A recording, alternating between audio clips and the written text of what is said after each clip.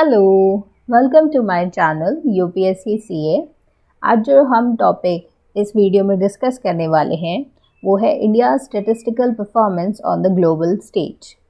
अब सबसे पहले देख लेते हैं कि न्यूज़ में क्यों रहा था। क्योंकि अभी रिसेंटली आपका वर्ल्ड बैंक ने स्टैटिस्टिकल परफॉर्मेंस इंडिकेटर एक रिपोर्ट जारी की थी। हालांकि ये रिपोर्ट उसने जारी की थी 2019 में, लेकिन ये रिपोर्ट आपको मेंशन करी जा सकती है क्वेश्चन पेपर में। दैट इज़ बिकॉज क्योंकि इंडिया को अभी इलेक्ट किया गया है to the highest statistical body के लिए, जो कि है यूनाइटेड नेशन की।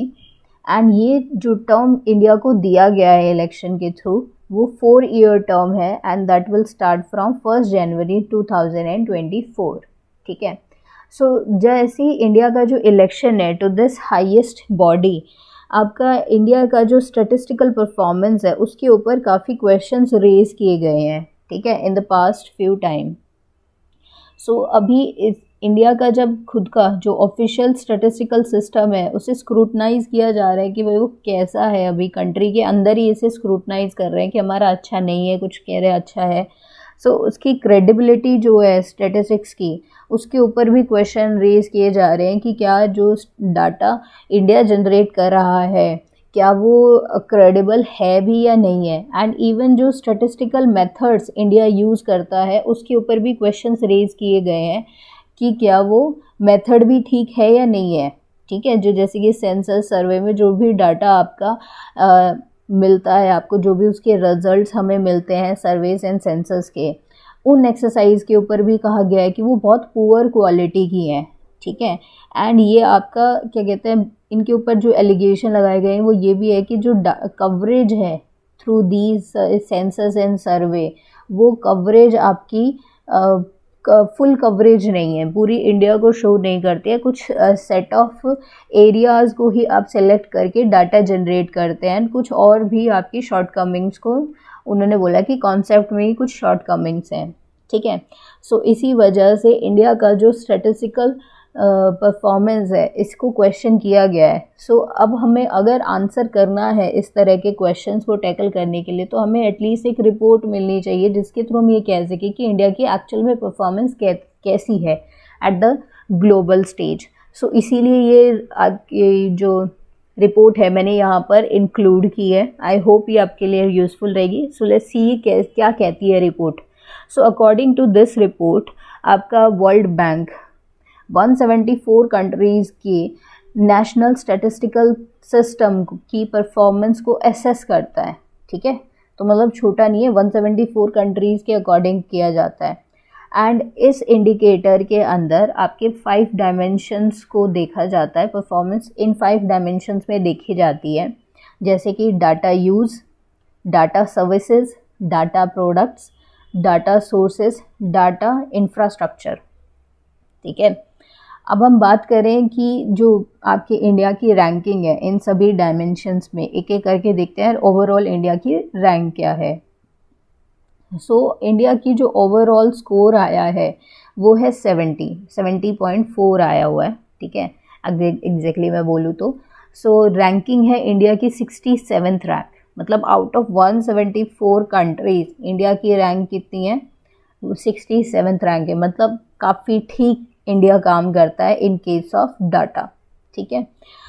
सो इंडिया की जो लोअर परफॉर्मेंस है वो किन वजह से रही है, data use and data products, in 2 pillars की वजह से इंडिया की परफॉर्मेंस काफ़ी कम हुई है। अदरवाइज़ ये 67 से अबव भी जा सकती थी।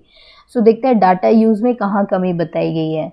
एक्चुअल में डाटा यूज़ का मतलब होता है कि आपने जो डाटा आपके कंट्री में जनरेट हो रहा है, जो स्टैटिस्टिक्स आप प्रोड्यूस कर रहे हो, ये आपकी स्टैटिस्टिक्स कितने different sector of societies use करते हैं।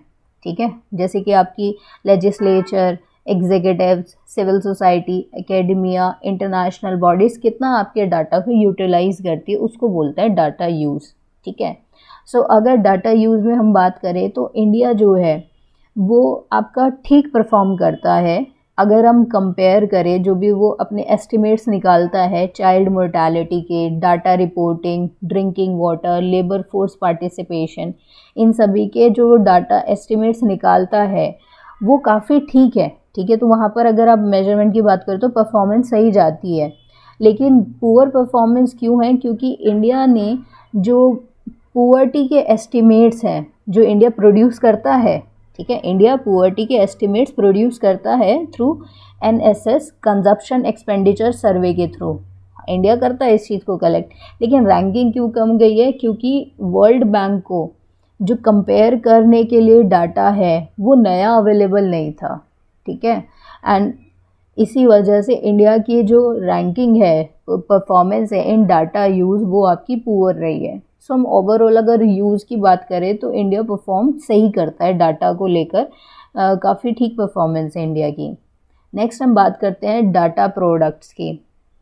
सो जो डाटा प्रोडक्ट है उसमें ये देखा जाता है कि जो आपका डाटा है, क्या हम उस डाटा को SDGs को मेजर करने के लिए कि भाई आपने कितने SDGs को आप अचीव कर चुके हो, कितना आप आगे कर लोगे आगे, उस चीज़ के लिए जो डाटा रिक्वायर्ड है वो आपका डील करता है इन दिस पिलर, ठीक है, डाटा प्रोडक्ट में। सो यहाँ पर अगर हम बात करें इंडिया की, सो इंडिया ने काफ़ी ज़्यादा इम्प्रूव किया है इसमें, एंड इंडिया ने ऑलरेडी स्टेप भी ले लिया। हमने बात करी इसमें पुअर परफॉर्मेंस है, तो इंडिया ने ऑलरेडी स्टेप भी ले लिया है इस इंडिकेटर के अंदर अपनी परफॉर्मेंस को बेटर करने के लिए।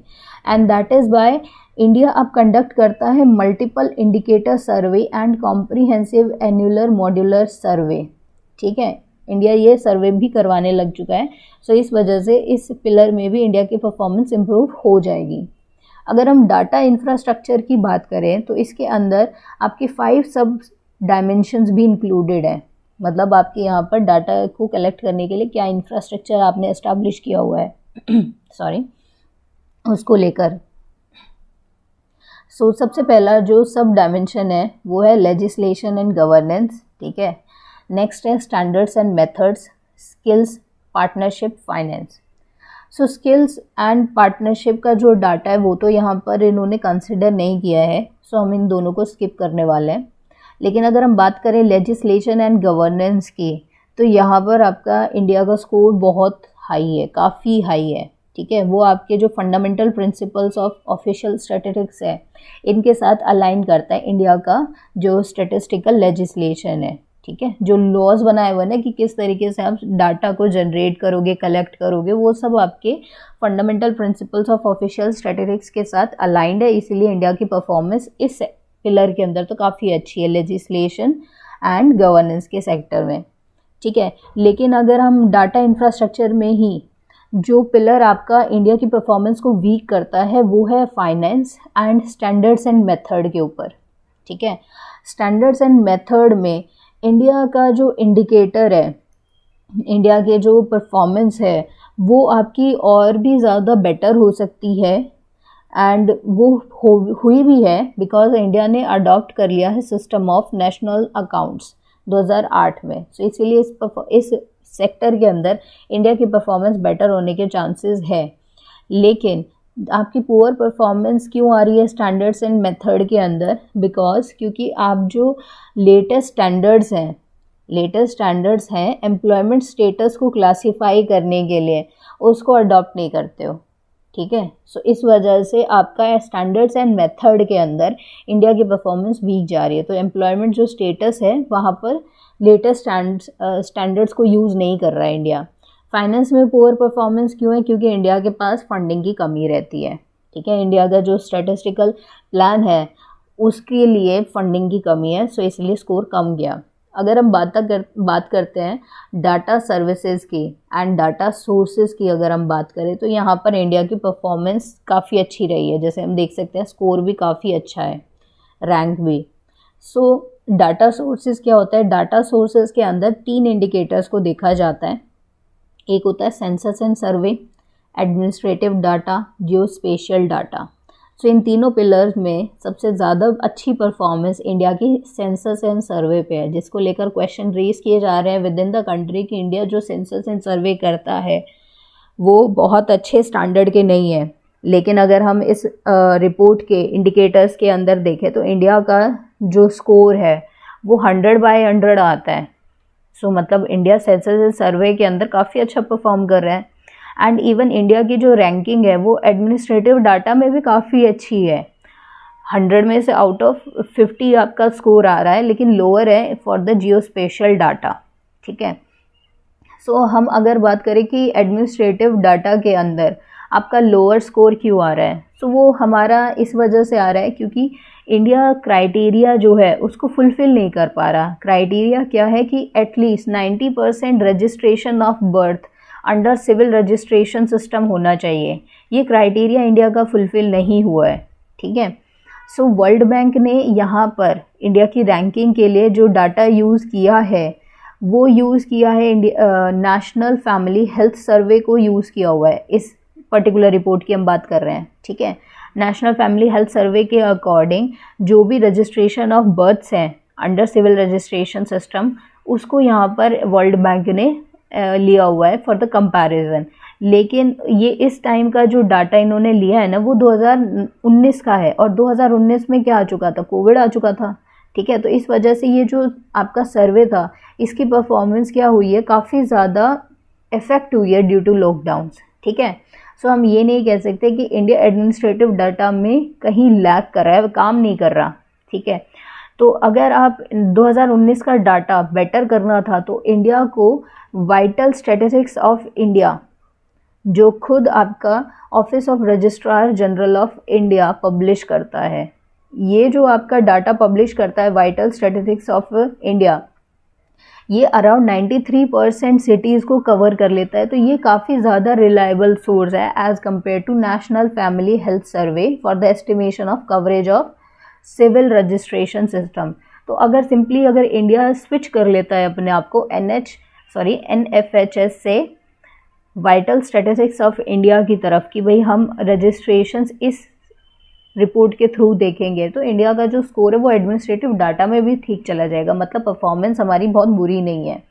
नेक्स्ट, डाटा सर्विसेज डायमेंशन की अगर हम बात करते हैं तो यहाँ पर अगर हम देखते हैं तो इंडिया को फुल पॉइंट्स मिले हुए हैं किस चीज़ के लिए, डाटा रिलीज़ करने के लिए एंड डाटा सर्विसेज के लिए। मतलब काफ़ी ज़्यादा डाटा सर्विसेज आपकी इंडिया प्रोवाइड करता है एंड काफ़ी ज़्यादा डाटा रिलीज़ भी किया जाता है।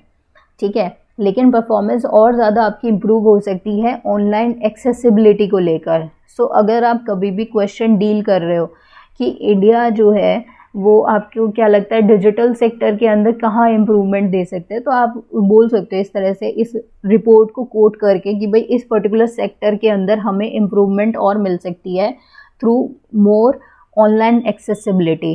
ठीक है, तो इस तरह से आप इस रिपोर्ट को कोट कर सकते हो। एंड अगर हम नेक्स्ट बात देखें तो ये कहता है कि जो इंडिया का ओपननेस है, कितना ओपनली आप अपने डाटा को यूज़ करने देते हो, तो उसमें भी काफ़ी अच्छा रैंक आया हुआ है इंडिया का। ठीक है, ओपननेस सेक्टर में काफ़ी अच्छा रैंक है इंडिया का। नेक्स्ट अब हम बात करते हैं कि क्या रेलेवेंस है इस रिपोर्ट की। तो आप ये समझ सकते हो इसके थ्रू कि इंडिया की जो सुपीरियर परफॉर्मेंस है सेंसस एंड सर्वे में, उसको लेकर आप आराम से इस रिपोर्ट को कोट कर सकते हो। क्योंकि आपके जो क्रिटिसाइज़ किया जा रहा है ना कि सेंसस एंड सर्वेज जो है इंडिया के बहुत ज़्यादा रिलायबल नहीं है, सो उसके फेवर में अगर आपको बोलना हो तो इस रिपोर्ट के अकॉर्डिंग इंडिया का जो सेंसस एंड सर्वे है उसमें इंडिया की परफॉर्मेंस काफ़ी अच्छी रही है as compare to the administrative data. ठीक है, सो वे फॉरवर्ड हम क्या दे सकते हैं कि देखो इंडिया को अगर अपनी कॉम्पिटिटिवनेस इंक्रीज़ करनी है, इंटरनेशनली कॉम्पिटिटिवनेस इंक्रीज़ करना है इंडिया को, सो जो भी इश्यूज़ है इस रिपोर्ट के थ्रू, जो इश्यूज़ आपके हाईलाइट किए गए हैं एंड जो भी उसको गोल अचीव करने हैं, उसके लिए इंडिया को अपने कुछ इम्प्रूवमेंट करनी होगी। ठीक है, जिस तरीके से वो अपने डाटा को यूज़ करता है, उसके जो डाटा प्रोडक्ट्स हैं, डाटा इंफ्रास्ट्रक्चर है, इन 3 सेक्टर्स के अंदर वो अपने आप को इम्प्रूव कर सकता है। तो उसकी जो पोजीशन है SPI इंडिकेटर के अंदर वो काफ़ी इंक्रीज़ हो जाएगी, रैंक 34 तक भी जा सकती है अगर सिर्फ इन 3 पिलर्स पे इंडिया काम कर लेता है तो। नेक्स्ट, इंडिया अपनी परफॉर्मेंस और भी बेटर कर सकता है, अपनी डिसीजन मेकिंग को और बेटर कर सकता है। जो registration of birth and death है उस केस में अगर इंडिया आपका वाइटल स्टैटिस्टिक्स ऑफ इंडिया के डाटा को यूज़ करता है, ठीक है, instead of national family health सर्वे को लेकर। सो अब हम देख लेते हैं, लास्ट ये नाम आया था इसलिए हमें थोड़ा पता होना चाहिए कि United nation statistical commission actual में है क्या। सो यूनाइटेड नेशन की जो ये कमीशन है, स्टैटिस्टिकल कमीशन है, ये एस्टेब्लिश हुई थी 1946 में एंड ये हाईएस्ट बॉडी है ग्लोबली। ग्लोबल स्टैटिस्टिकल सिस्टम की ये हाईएस्ट बॉडी है, जिसके अंदर जो मेंबर्स हैं वो आपके अराउंड द वर्ल्ड, सभी इसमें मेंबर जो स्टेट्स आएंगे ना उनके पीपल यहाँ पर ऐड किए जाते हैं इस कमीशन में। एंड ये हाईएस्ट डिसीजन मेकिंग बॉडी है आपकी, ठीक है, अगर स्टैटिस्टिकल एक्टिविटीज़ की हम बात करें। इसका काम है कि ये स्टैटिस्टिकल जो स्टैंडर्ड्स हैं उसको सेट करता है एंड आपके जो भी कॉन्सेप्ट्स हैं एंड मेथड्स हैं उनको डेवलप करता है, ठीक है, और उन्हीं को ही क्या करवाता है फिर implementation at the national and international level के लिए एनकरेज करता है। सो ये जो आपका स्टैटिस्टिकल कमीशन है ये एक्चुअल में वर्क देखता है यूनाइटेड नेशन स्टैटिस्टिक्स डिवीज़न का, इसका काम देखता है एंड ये एक फंक्शनल कमीशन है of United nation economic and social council, इसका ये फंक्शनल कमीशन है। सो आज की वीडियो में इस टॉपिक में इतना ही था। आई होप ये आपको यूज़ आप कर पाओगे जब आप अपने आंसर्स के अंदर ये साइड लेना चाहो कि इंडिया के जो सर्वेज हैं एंड सेंसस हैं वो काफ़ी अच्छा परफॉर्म कर रहे हैं। सो आज के लिए इतना ही, मिलते हैं अगली वीडियो में। Until then keep studying, bye.